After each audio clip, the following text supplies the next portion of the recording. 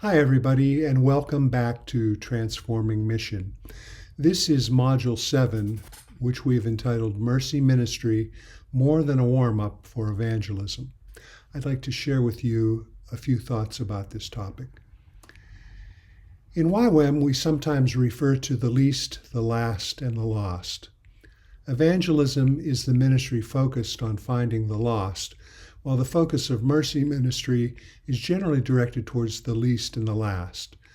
The fact is, it's often the so-called least and last who are also the lost. So let's be clear. Those involved in mercy ministry understand the importance of evangelism while remaining committed to their own calling and ministry, to the real needs of people. Serving refugees, rescuing young people to escape the sex trade, providing job training for the unemployed, feeding the hungry, housing the homeless.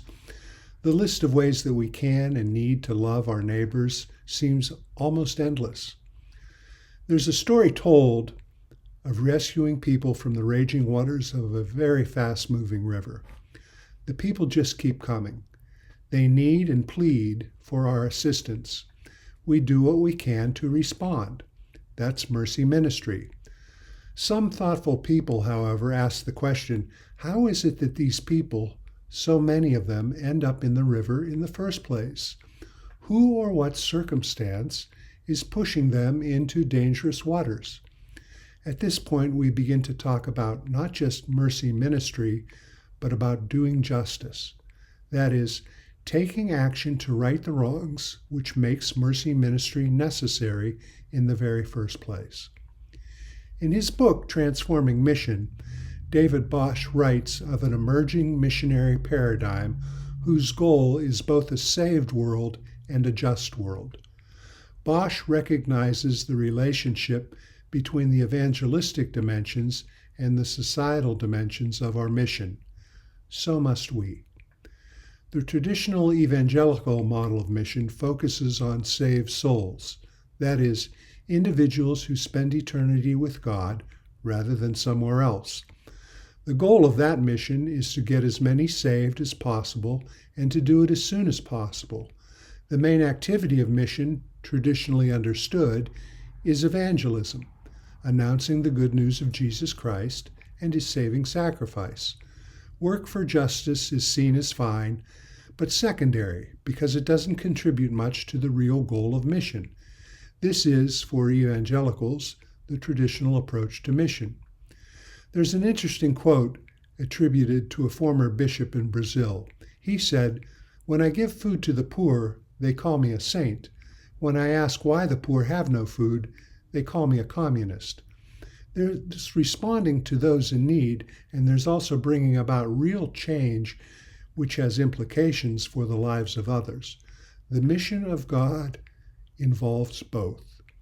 The polarization between the so-called spiritual and societal aspects of mission has to some extent been resolved today, at least for some. The mission of the church is understood to include both the proclamation of the gospel and its demonstration. We must make disciples, respond to immediate human need, and press for social transformation.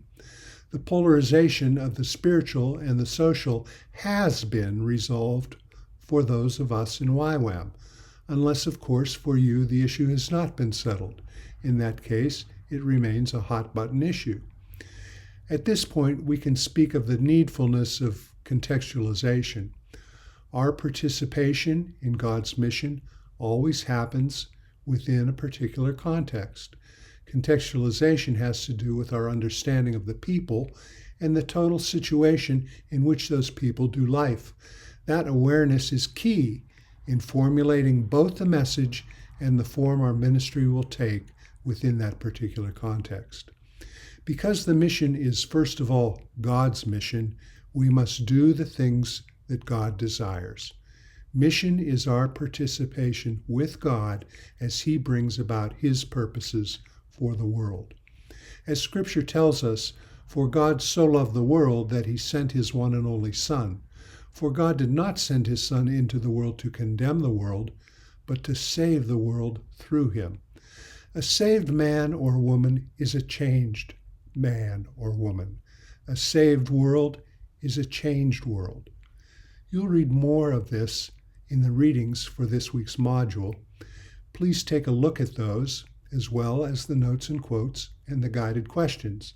Then in a few days, I'll see you online for more of our discussion. I'm looking forward to that.